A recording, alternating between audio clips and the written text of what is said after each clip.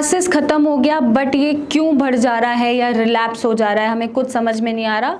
तो आज इस वीडियो में हम आपको समझाने आई हूँ कि सोरासिस क्यों बढ़ता है बीच बीच में ठीक होने के बाद भी, या क्यों रिलैप्स हो जाता है। नमस्कार, मैं डॉक्टर मेघा चतुर्वेदी स्वागत करती हूँ आपका अपने चैनल पे। तो सबसे पहले हम समझेंगे कि आपका सोरासिस ठीक तो हो रहा था या ठीक हो चुका था, बट वो वापस क्यों रिलैप्स हो रहा है। उसमें कुछ गलती आपकी हो सकती है या कुछ गलती आप जो चीज़ें फॉलो कर रहे हैं उसमें हो सकती है। तो नंबर 1 ये रीज़न होता है कि अगर आप स्टेरॉयडल यूज़ पे हैं, चाहे वो आपका क्रीम हो या चाहे वो टैबलेट हो खाने की, और जब भी आप उसको विड्रॉल पे लाते हैं, मतलब छोड़ते हैं, लगाना छोड़ते हैं या खाना छोड़ते हैं, तो आपकी बीमारी बढ़ के वापस आती है। जब तक आप स्टेरॉयड ले रहे हैं तब तक वो स्टेबल है, कई बार वो भी स्टेबल नहीं होती, बढ़ती रहती है, और जैसे ही छोड़ देते हैं तो वो और बढ़ के बाहर आती है। ये सबसे बड़ा रीज़न होता है सोरासिस के रिलैप्स होने का। नंबर 2 रीज़न ये होता है कि डाइट में आपने ऐसी कोई चीज़ खाई है जो इन्फ्लेमेटरी है और वो टॉक्सिन्स बढ़ा रही है, आपके पित्त को बढ़ा रही है और आपके सोरासिस के पैचेस निकाल रही है। फॉर एग्जांपल, आपने नॉनवेज ले लिया या अल्कोहल इंटेक कर लिया या कोई बाहर का खाना खा लिया, खट्टी चीज़ खा ली, ऐसी कोई चीज़ खा ली जो इन्फ्लेमेटरी है, स्पेशली डेयरी प्रोडक्ट्स, तो वो आपका सोरासिस फिर से रिलैप्स करा देती है।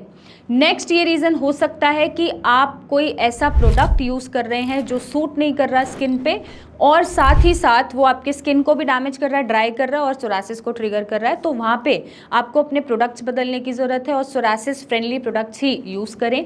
नेक्स्ट ये रीज़न हो सकता है कि आपके लिवर के लेवल डीअरेंज है, हो सकता है फैटी लिवर हो सकता है SGOT SGPT बढ़ रहा हो, या आपको कॉन्स्टिपेशन इशू हो, या टॉक्सिन्स बिल्ड हो रहे हैं, लिवर जो अच्छे से फिल्टर नहीं कर पा रहा, बाहर नहीं भेज पा रहा, और आपका सोरासिस बढ़ रहा है।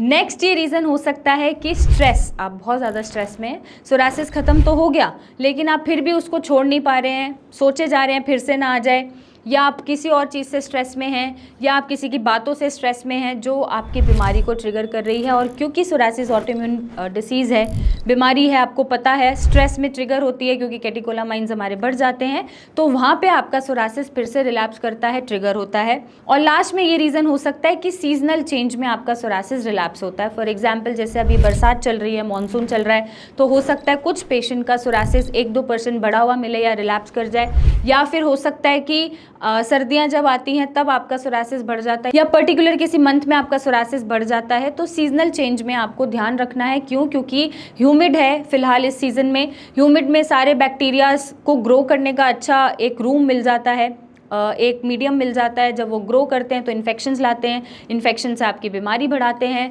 बहुत ज़्यादा आप बीमार भी पड़ते हैं। जब भी फीवर हो रहा है, कोल्ड हो रहा है, कफ हो रहा है, तब भी आपका सोरासिस रिलैप्स करता है, क्योंकि आपका इम्यून सिस्टम कॉम्प्रोमाइज़ है, ढंग से काम नहीं कर रहा, और ऐसे में सोरासिस का बढ़ना बहुत स्वाभाविक है, मैक्सिमम पेशेंट में बढ़ जाता है। अब सवाल ये उठता है कि ये बढ़ तो रहा है, आपने जान लिया इस वीडियो में, आपको करना क्या है। सबसे पहले आपको मेक श्योर करना है कि स्टेरॉयडल यूज़ आप अगर कर रहे हैं तो उसको एकदम से आप ड्रॉप ना करें, टेपर ऑफ करके उसको ड्रॉप करें। जैसे आप डेली लगा रहे हैं तो उसको 2 दिन के गैप पे लगाएं, फिर वो गैप बढ़ा दें, वीकली आ जाएं, फिर 15 दिन में आ जाएं, फिर महीने में आ जाएं, क्योंकि आप एकदम ड्रॉप करेंगे तो सोरासिस बहुत बढ़ के बाहर आएगा। नेक्स्ट आपको ये मेक श्योर करना है कि आप इन्फ्लेमेटरी डाइट का कंज्यूम ना करें। आप एंटी इन्फ्लेमेटरी डाइट, आप डेयरी प्रोडक्ट्स को छोड़ दें, आप नॉनवेज लेना छोड़ दें, अल्कोहल ना लें, खट्टी चीज़ें ना लें, आलू बैंगन अरबी ना लें, घर का बना सिंपल सादा खाना खाएं, जो चीज़ें इन्फ्लेमेटरी हैं उनको ड्रॉप कर दें।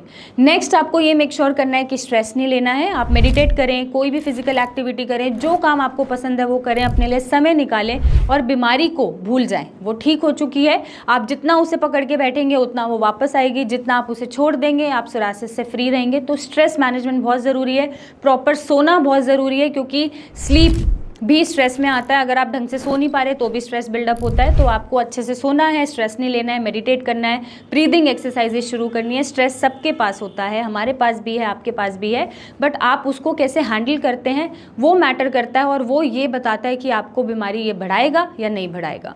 नेक्स्ट आपको ये ध्यान रखना है कि अपने लिवर को ठीक रखना है। आप बहुत ज़्यादा बाहर का खाना, तला हुआ खाना ना खाएं।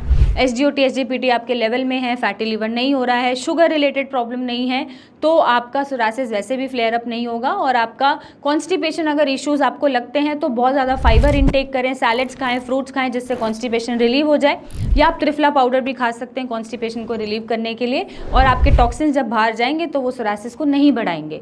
और लास्ट में आपको ये मेक श्योर करना है कि सीजनल चेंज में अपना रूटीन तोड़ना नहीं है। तो मेक श्योर करें कि आप बहुत ज़्यादा बीमार होने से बचें, अब सीज़न चेंज हो रहा है तो खट्टी चीज़ें या फिर ठंडी चीज़ें आप ना लें, खुद से ही ना लें।